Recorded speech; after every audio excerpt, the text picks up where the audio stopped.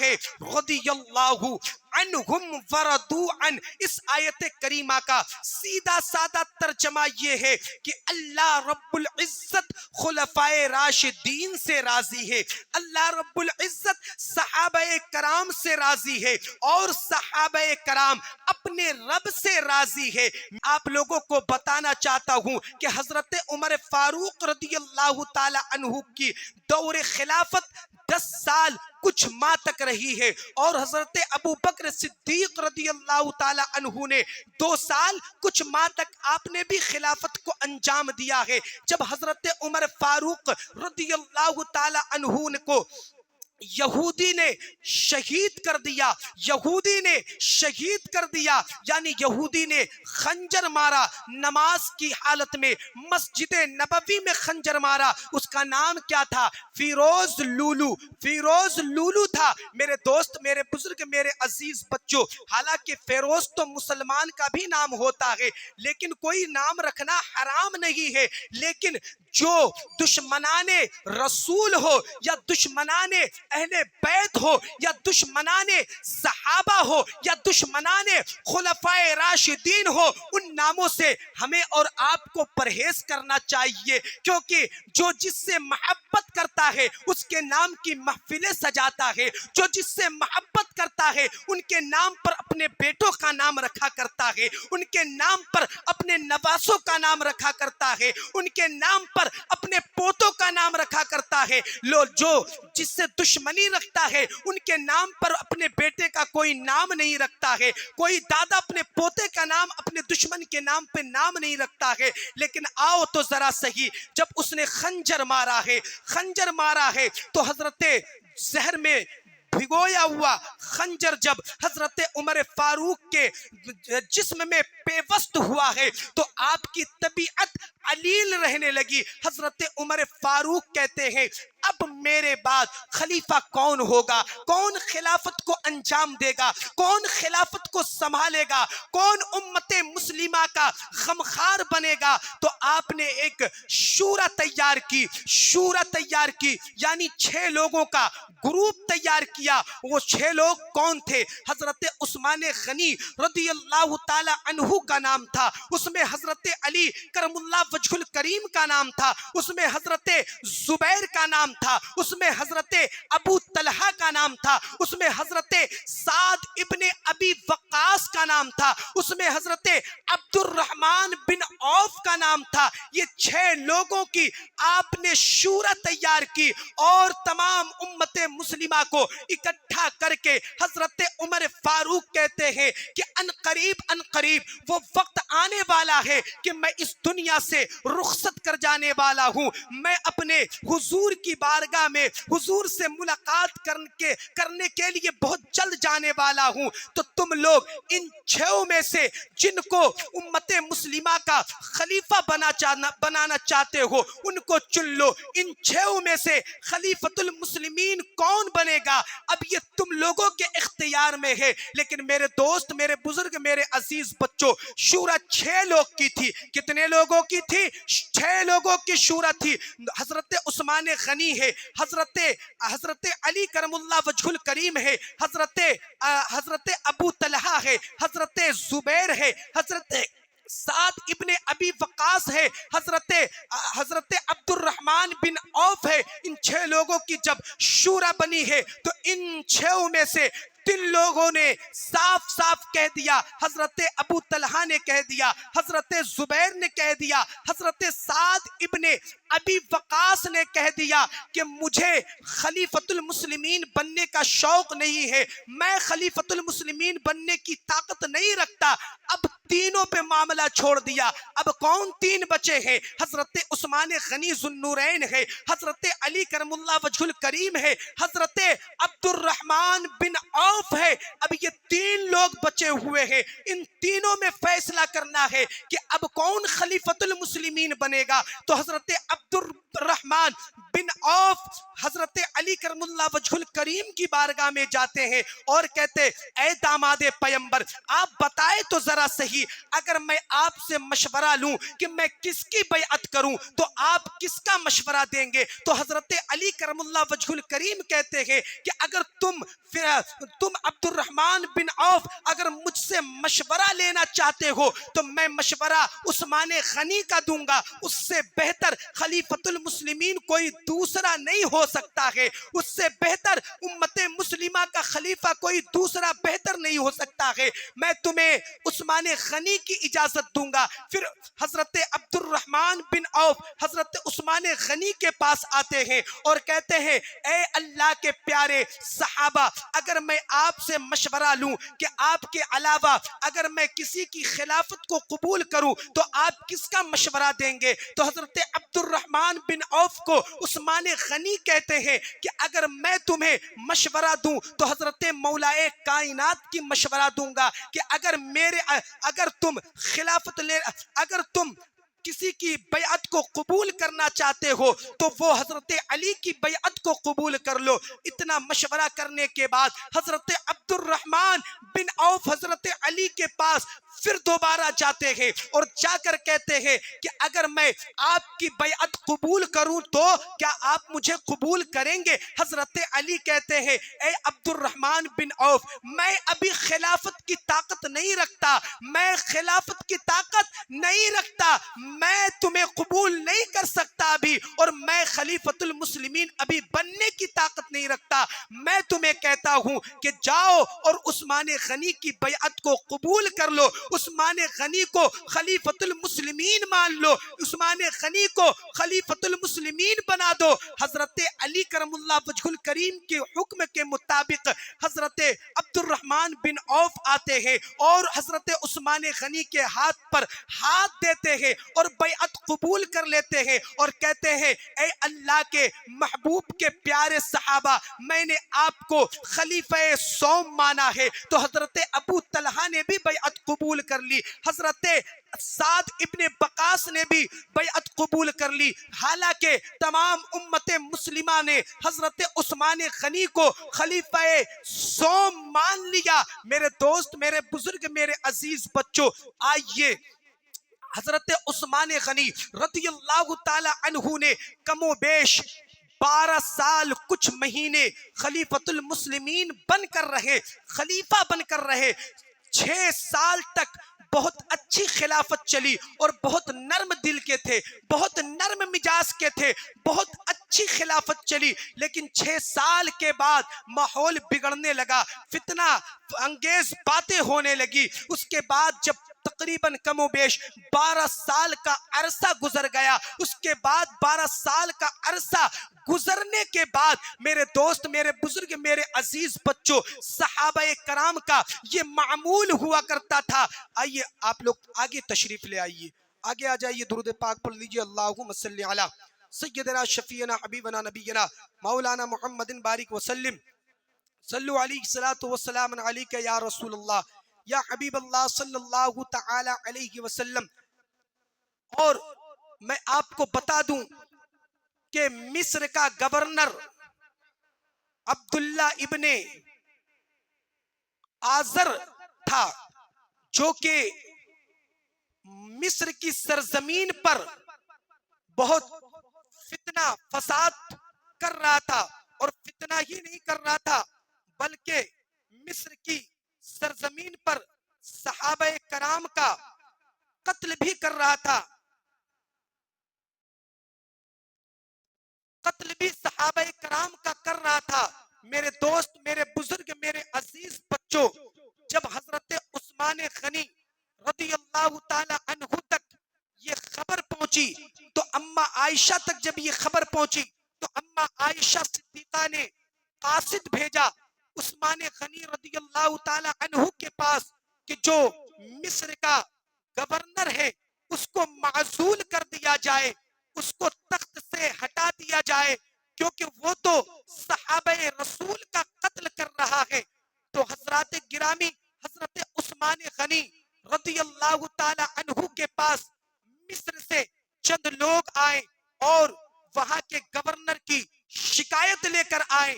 جب شکایت لے کر آئے تو حضرت عثمان غنی کہتے ہیں کہ ٹھیک ہے، تم لوگ مدینہ شریف میں جو گنے چنے لوگ ہیں ان میں سے جن کا انتخاب کرو گے ہم انہیں مصر کا گورنر بنا دیں گے، ہم انہیں مصر کا بادشاہ بنا دیں گے.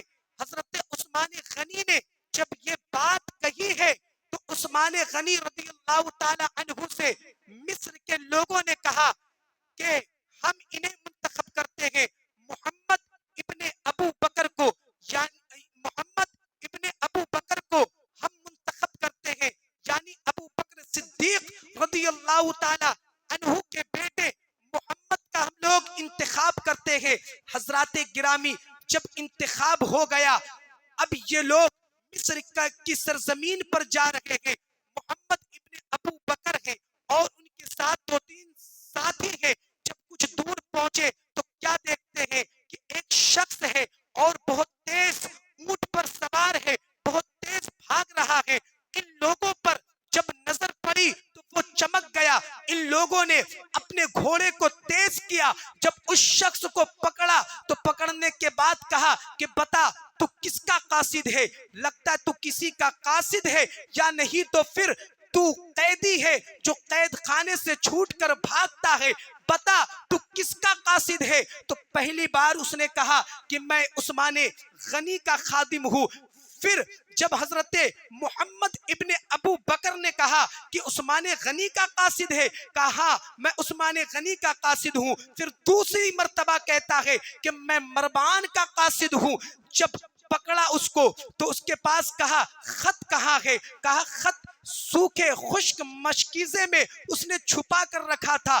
جب مشکیزے سے وہ خط نکلتا ہے تو خط میں لکھا ہوا تھا کہ محمد ابن ابو بکر جا رہے ہیں مصر کی سرزمین پر. یہ خط عثمان غنی کا مصر کے گورنر کے نام، کہ جب یہ لوگ پہنچے تو وہاں پر ان لوگوں کا قتل کر دینا، اور جس طرح سے پہلے تم حاکم تھے اسی طرح سے تم حکمرانی اپنی کرتے رہنا. اب ان کو پکڑ کر یہ لوگ واپس لے کر عثمان غنی کی بارگاہ میں آئے اور عشرہ مبشرہ کو اکٹھا کیا. سب لوگ غصے میں آنے لگے کہ عثمان غنی ایسا کیسے کر سکتے ہیں کہ حضور سیدنا ابو بکر صدیق کے بیٹے کو قتل کرنے کا حکم دیا. عثمان غنی ایسا کیسے کر سکتے ہیں؟ تو حضرت علی کرم اللہ وجہ الکریم کہتے ہیں کہ اتنا جلد بازی میں کسی پر تہمت نہیں لگانا چاہیے. پہلے ان کے تہ تک پہنچتے ہیں، پہلے اس کی حقیقت کو ہم جانتے ہیں، اس کے بعد کچھ بات کریں گے. جب خط لے کر پہنچتے ہیں عثمان غنی کے پاس تو عثمان غنی رضی اللہ تعالی عنہ سے کہتے ہیں اے عثمان غنی بتاؤ تو ذرا صحیح یہ قاصد آپ کا ہے یا نہیں؟ کہا ہاں یہ قاصد میرا ہے، یہ خادم میرا ہے. یہ گھوڑے آپ کے ہیں یا نہیں؟ کہا ہاں یہ گھوڑے بھی میرے ہیں. کہا اب بتاؤ یہ خط آپ کا ہے یا نہیں؟ تو حضرت عثمان غنی نیک تھے، اللہ کے محبوب کے صحابہ تھے. کہتے یہ خط میرا نہیں ہے. کہا یہ مہر کس کی ہے؟ کہا ہاں میں مانتا ہوں کہ یہ خادم بھی میرا ہے، یہ گھوڑے بھی میرے ہیں، اور جو مہر لگی ہے خط پر یہ مہر بھی میرے ہیں. لیکن اللہ کی میں ذات کی قسم کھاتا ہوں کہ جس کے دست قدرت میں عثمان غنی کی جان ہے کہ یہ خط میرا نہیں ہے، نہ یہ خط میں نے لکھا ہے، نہ یہ خط میں نے کسی سے لکھوایا ہے. اللہ اس بات کی گواہ ہے کہ مجھے اس خط کے بارے میں کوئی علم نہیں ہے. اب جب اس خط پہ غور کیا گیا تو وہ خط جو تحریر تھی وہ مروان کی تحریر تھی، اور مروان ابن حکم بہت بڑا بدتمیز انسان تھا کہ حضور کے زمانے میں مروان کا باپ حکم جب آتا تھا تو حضور کہتے اس کو کان پکڑ کے اس کا لے کر آؤ، اس کو کونے میں بٹھاؤ، کیونکہ بڑا بدترین بہت بدبودار انسان تھا جو کہ اللہ کے رسول کافروں کو بھی چادر، کافروں کے لیے بھی چادریں بچھا دیا کرتے تھے. آپ سوچ سکتے ہیں کہ کتنا بڑا بدبودار ہوگا، اور اللہ کے رسول فیوچر کو دیکھ رہے تھے کہ آنے والے وقت میں اس کی اولادیں، ان کی نسلیں بھی اہل بیت کے ساتھ اور ہمارے خلفاء کے ساتھ غداری کرے گی، غداری کرے گی۔ یہ مروان کا خط تھا۔ اب لوگ آگ بگولا ہونے لگے کہ مروان کو ہم سب کے حوالے کیا جائے، یہ محمد ابن ابو بکر کا قتل کروانے والا تھا، ان کو ہمارے حوالے کیا جائے۔ لیکن حضرت عثمان غنی بہت نرم دل تھے، انہوں نے کہا نہیں، اگر میں ابھی حوالے کرتا ہوں تو ان کو لوگ مار دیں گے۔ ایسا نہیں ہے کہ اس کی طلبداری کر رہے تھے، جو علم دار ہوتے ہیں وہ دور تک کی سوچ رکھا کرتے ہیں، وہ دور تک کی سوچ رکھا کرتے ہیں، دور اندیش ان کے پاس رہتی ہے، ان کے حوالے نہ کیا۔ لیکن میرے دوست، میرے بزرگ، میرے عزیز سے ابھی پیے ہوا کرتے نا، حالانکہ وہ پیے تو نہیں تھا لیکن ہمیشہ عثمان غنی سے لپٹا رہا کرتا تھا اور چکنی چوپڑی باتیں کیا کرتا تھا اور محبت کے گیت گایا کرتا تھا، اور وہ اتنا بڑا مردود تھا کہ جب عثمان غنی سے اور دیگر صحابہ کرام ملاقات کے لیے آتے تو حضور عثمان غنی حجرے میں رہتے تو مروان باہر سے ہی واپس کر دیا کرتا اور کہتا کہ جاؤ جاؤ، ابھی عثمان غنی حجرے میں موجود نہیں ہے۔ تو لوگوں نے حضرت علی کرم اللہ وجہ الکریم سے شکایت کی کہ ہم جب بھی جاتے ہیں حضرت عثمان غنی سے کچھ گفتگو کرنے کے لیے ان سے ملاقات ہی نہیں ہوتی۔ حضرت علی کہتے ہیں کہ آپ کہاں مشغول رہتے ہیں جو آپ لوگوں سے ملاقات نہیں کرتے ہیں، اور لوگ کہتے ہیں کہ کوئی ان کے گھر پہ دربان رہتا ہے جو ہمیں اندر جانے ہی نہیں دیتا ہے۔ حضرت عثمان غنی سے حضرت علی کہتے ہیں کہ بتاؤ تو ذرا صحیح، کیا حضور کے دروازے پر کوئی دربان آج تک رہا ہے؟ کیا ابو بکر صدیق کے دروازے پر کوئی دربان آج تک رہا ہے؟ حضرت عثمان غنی کے آنکھ میں یہ بات سن کر آنسو آ جاتے اور حضرت عثمان غنی کہتے ہیں اے اللہ کے پیارے پیمبر، اے اللہ کے پیارے داماد، میں آپ کو اس بات کی گواہی دیتا ہوں کہ جب اللہ کے رسول کے دروازے پر کوئی دربان نہ رہا، حضرت ابو بکر کے دروازے پہ کوئی دربان نہ رہا، حضرت عمر فاروق کے دروازے پہ کوئی دربان نہ رہا، تو عثمان غنی کے دروازے پہ کوئی دربان کیسے رہ سکتا ہے؟ لوگوں کو بات سمجھ میں آ گئی کہ یہ جو واپس بھیجتا ہے کوئی اور نہیں بلکہ مروان ابن حکم ہے، جو لوگوں کو واپس کر دیتا کہ جاؤ جاؤ، ابھی عثمان غنی گھر میں نہیں ہے۔ تقریباً کم و بیش 12 سال کچھ ماہ تک آپ نے خلافت کو انجام دیا، اور اس کے بعد صحابہ کرام کا یہ معمول تھا کہ ہر سال صحابہ کرام کا ذی القعدہ اور ذی الحجہ کا مہینہ مکہ شریف میں گزرتا تھا۔ حج کے لیے ہر سال صحابہ کرام جاتے تھے۔ اس موقع کو دیکھ کر بلوائیوں نے 3000 لشکر لے کر بلوائی آئے، اور بلوائی کسے کہتے ہیں؟ باغی غروب کو کہتے بلوائی۔ اس میں کچھ لوگ مصر کے تھے اور کچھ لوگ ملک شام سے آئے تھے۔ 3000 لوگوں کی تعداد تھی۔ حضرت عثمان غنی کے گھر کا محاصرہ کر لیا، حضرت عثمان غنی کے گھر کو گھیراؤ میں لے لیا۔ جب گھیراؤ میں لے لیا تو مسلسل 40 دن تک حضرت عثمان غنی کے گھر کو گھیراؤ میں رکھا۔ 10 دن تک ان بلوائیوں نے نرمی برتی کہ حضرت عثمان غنی مسجد نبوی جاتے، وقت سے نماز پڑھتے، وقت سے نماز پڑھاتے اور پڑھا کر گھر آتے۔ لیکن آخرکار کیا ہوا کہ ایک دن جمعہ کا دن ہے، عثمان غنی رضی اللہ تعالی عنہ عصائے رسول لے کر منبر شریف پر کھڑے ہوئے خطبہ دینے کے لیے۔ ان شیطانوں میں سے کسی ایک شیطان نے عصائے رسول حضرت عثمان غنی کے ہاتھ سے چھین لیا، اور چھیننے کے بعد اپنے زانوں پہ رکھ کے توڑ دیا۔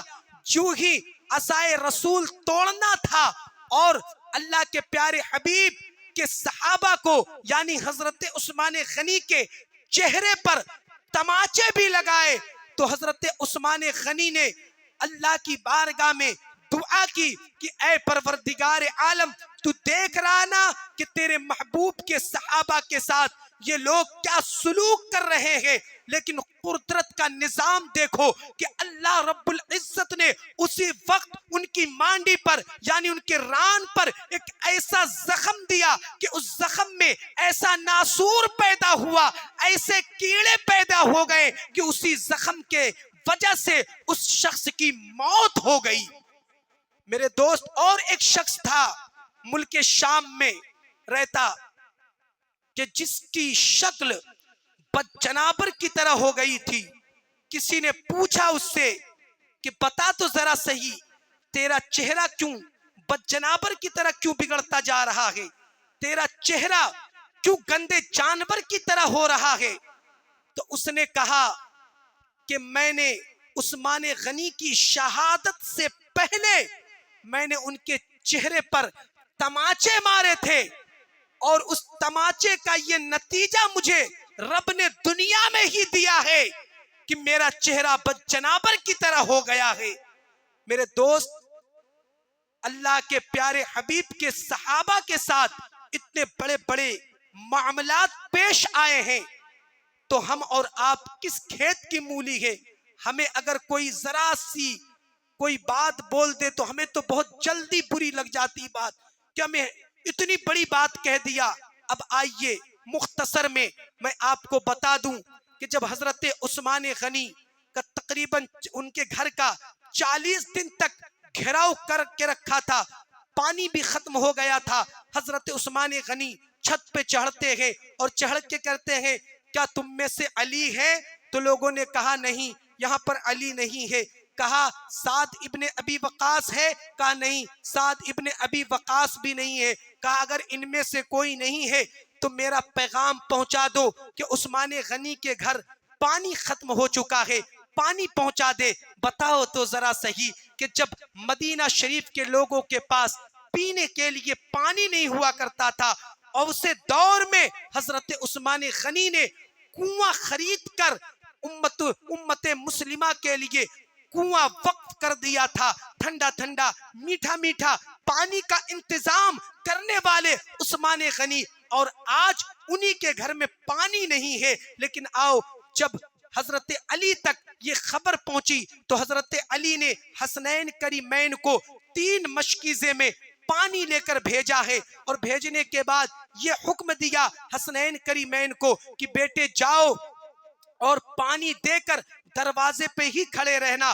وہاں سے ہٹنا نہیں۔ اگر تم ہٹ جاؤ گے تو بلوائی کہیں عثمان غنی کو نقصان نہ پہنچا دے، بلوائی کہیں عثمان غنی کو جانی نقصان نہ پہنچا دے۔ اور میں آپ کو بتا دوں کہ ایک دروازے پر ایک طرف حضرت امام حسن ہے، دوسری طرف امام حسین ہے۔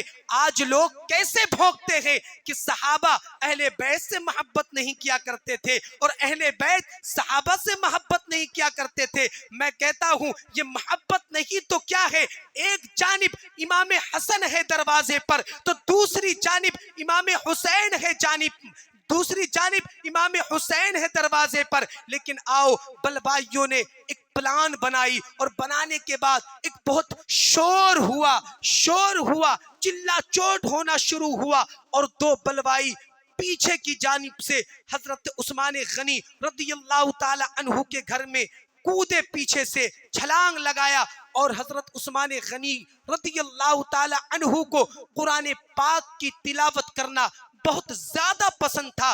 عثمان غنی رضی اللہ تعالی عنہ پہلا پارہ کھول کر آپ قرآن پاک کی تلاوت کر رہے تھے، آپ یہاں پر پہنچے فَسَيَكْفِيكَهُمُ اللَّهُ وَهُوَ السَّمِيعُ الْعَلِيمُ صبغت اللہ، یہاں پر پہنچے تھے کہ 2 مردود پیچھے سے چھلانگ لگا کر گیا، اور جانے کے بعد حضرت عثمان غنی کی داڑھی مبارک کو پکڑتا ہے، پکڑ کر تماچے لگاتا ہے اور قتل کرنے کی کوششیں کرتا ہے۔ تو حضرت عثمان غنی کہتے ہیں اے لوگو، کیوں تم اپنی جنت کو جہنم میں تبدیل کر رہے ہو؟ ارے کس کو تماچے مار رہے ہو؟ کیا تمہیں خبر نہیں اس شخص کو تم تماچے مار رہے ہو جس شخص نے حضور سے 2 مرتبہ जन्नत खरीदा हो, उस शख्स को तुम तमाचे मार रहे हो, उस शख्स को तुम तमाचे मार रहे हो कि जिसके बारे में हुजूर ने कहा कि अगर अब जंगे तबूक के बाद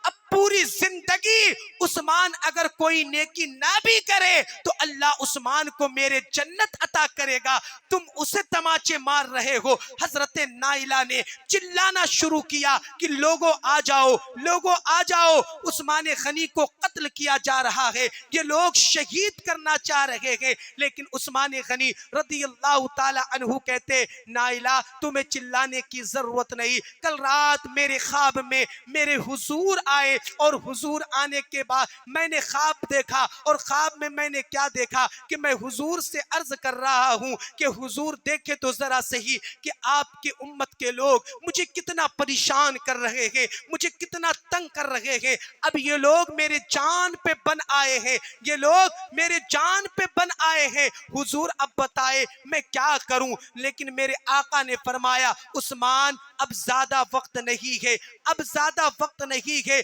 कल की सहरी अपनी मोहतरमा नाइला के साथ करना और रोजा व इफ्तार अपने आका मुहम्मदुर रसूलुल्लाह के साथ करना है तुम्हें, तुम जल्द से जल्द मुझसे आ मिलोगे।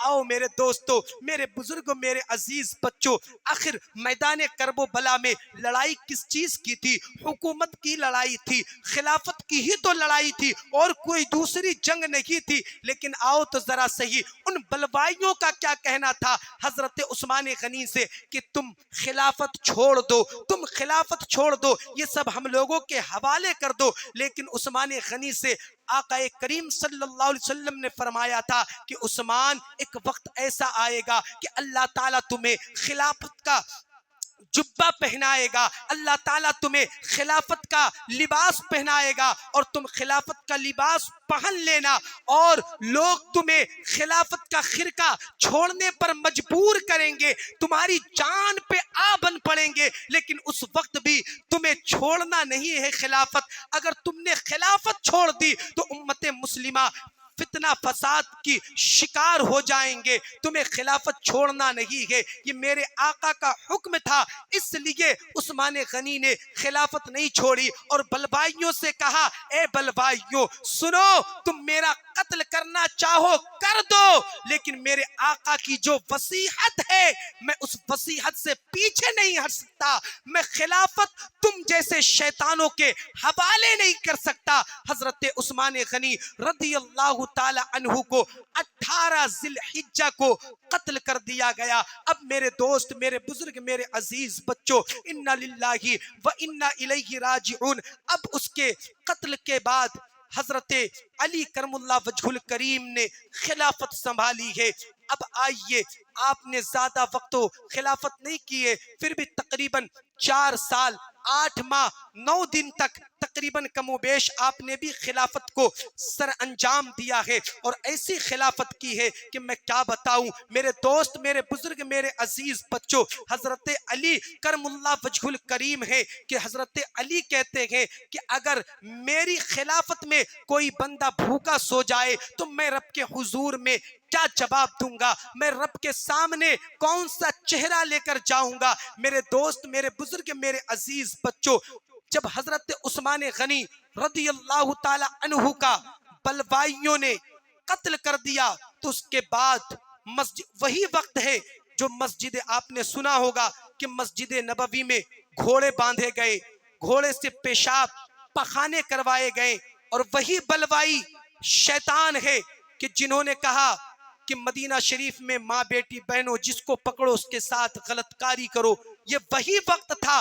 वैसे दौर में मुसल्ले इमामत अपने बाजू के बल पे मुसल्ले इमामत पे काबिज हो गया तो हजरत अली करमुल्लाह वजहुल करीम जब तक के वो लोग काबिज रहे, हजरत अली घर में नमाज पढ़ा करते थे।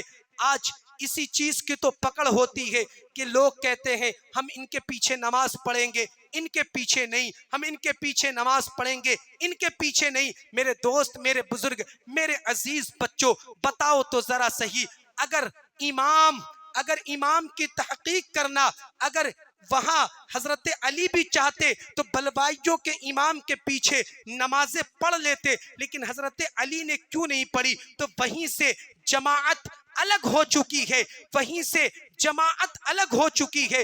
مسجد مسجد کوئی سی بھی ہو، کہیں بھی آپ نماز پڑھ سکتے ہیں، لیکن امام دیکھ کر نماز پڑھنا چاہیے کہ امام مصطفیٰ کا وفادار ہے یا مصطفیٰ کا غدار ہے۔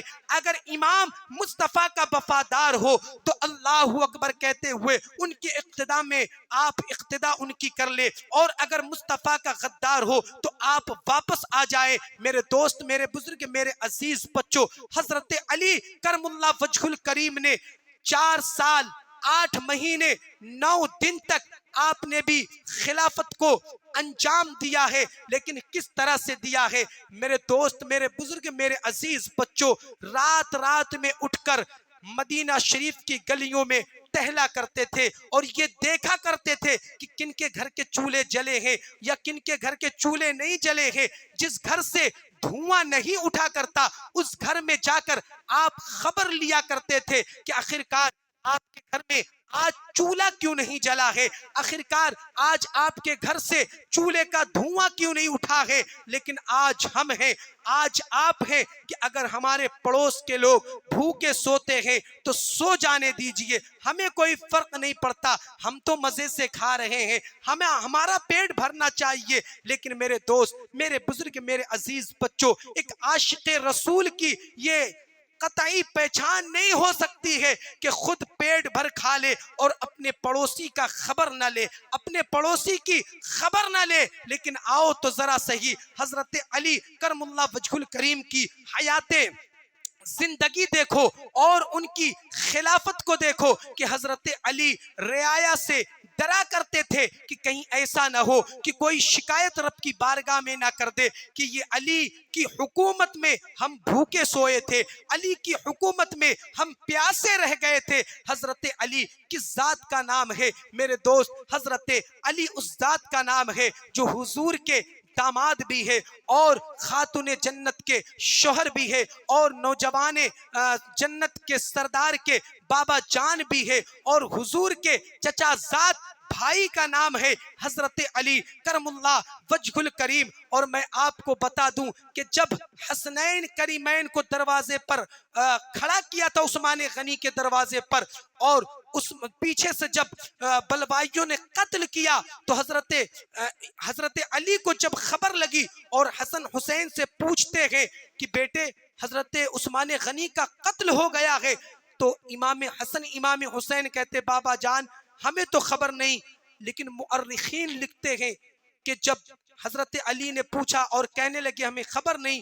تو حضرت علی نے اپنے شہزادوں کو تماچے بھی لگایا کہ کس غفلت میں تم تھے کہ عثمان غنی کا قتل ہو گیا اور تمہیں خبر تک نہیں ملی، تمہیں خبر تک نہیں ملی۔ تو اس سے اس بات کا ثبوت ملتا ہے کہ بے پناہ حضرت علی عثمان غنی سے محبت کیا کرتے تھے اور حضرت عثمان غنی بے پناہ حضرت علی سے محبت کیا کرتے تھے، اور ان دونوں میں ہی محبت نہیں تھی بلکہ تمام خلفاء یعنی چاروں خلیفہ اہل بیت سے بے پناہ محبت کیا کرتے تھے، بے پناہ محبت کیا کرتے تھے۔ شاید کہ آپ لوگوں نے وہ واقعہ سنا ہوگا کہ ایک مرتبہ حضرت عمر فاروق کے بیٹے عبداللہ ابن عمر امام حسین کے ساتھ تھے۔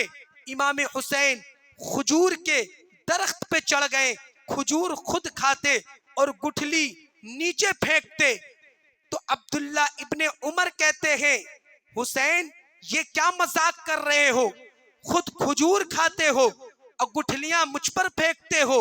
بچپن کا زمانہ تھا، امام حسین نے کہا او میرے نانا کے غلام کے بیٹے، کیا تو میرے برابری کرے گا، کیا تو میری برابری کرے گا؟ اتنا کہنا تھا کہ عبداللہ ابن عمر کو امام حسین کی بات بری لگتی ہے، دوڑ کر اپنے بابا کے پاس جاتے اور کہتے ابا غضب ہو گیا۔ کہا بیٹے کیا ہوا؟ کہا حسین کہتے ہیں کہ تو میرے بابا کے نانا کے غلام کا بیٹا ہے، تو میری برابری کیسے کر سکتا ہے؟ کہا بیٹا سچ میں یہ بات کہی ہے؟ تو حضرت عبداللہ اپنے بابا عمر سے کہتے ہاں بابا ایسا کہا ہے۔ کہا چلو کہا ہے حسین مجھے ان کے پاس لے کر چلو۔ جب پاس لے کر آئے ہیں کہا حسین کیا ایسا واقعی آپ نے کہا ہے؟ کہا میں نے کہا ہے۔ کہا اگر کہا ہے تو کیا آپ لکھ کر دے سکتے ہیں؟ کہا میں لکھ کر بھی دے سکتا ہوں کیونکہ میں نواسے رسول ہوں اور اپنی زبان سے پھرتا نہیں۔ عمر فاروق نے قلم دیا، کاپی دیا، کہا لکھ دیجئے۔ امام حسین نے لکھ دیا کہ عمر فاروق میرے نانا جان کی بارگاہ کا غلام ہے اور عبداللہ میرے بابا نانا جان کے غلام کا بیٹا ہے۔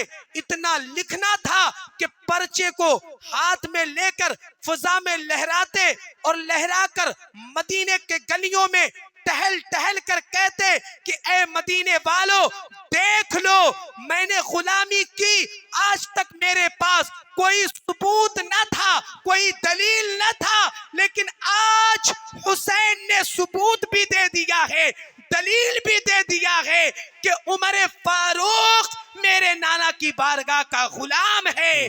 کہا بیٹے عبداللہ آج سے گھبرانے کی ضرورت نہیں، جب کل روز محشر میں میرا رب مجھ سے پوچھے گا کہ اگر میرے محبوب کے غلام تھے دنیا میں تو کوئی ثبوت ہو تو بتاؤ، تو میں نواسے رسول کی تحریر کو پیش کر دوں گا۔ نعرہ تکبیر، نعرہ رسالت، نعرہ رسالت، خاندان مصطفیٰ، خاندان مصطفیٰ، نعرہ تکبیر، نعرہ رسالت۔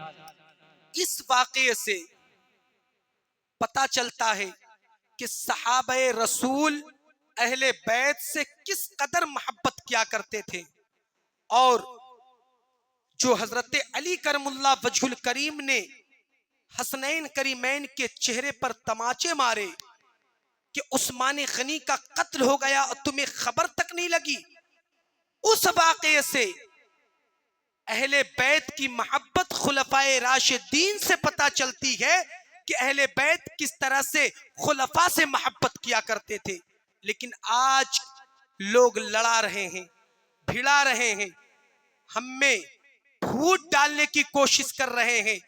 کبھی کوئی صدیق اکبر کے خلاف بھونکتا ہے، کبھی کوئی عمر فاروق کے خلاف بھونکتا ہے، کبھی کوئی عثمان غنی کے خلاف بھونکتا ہے۔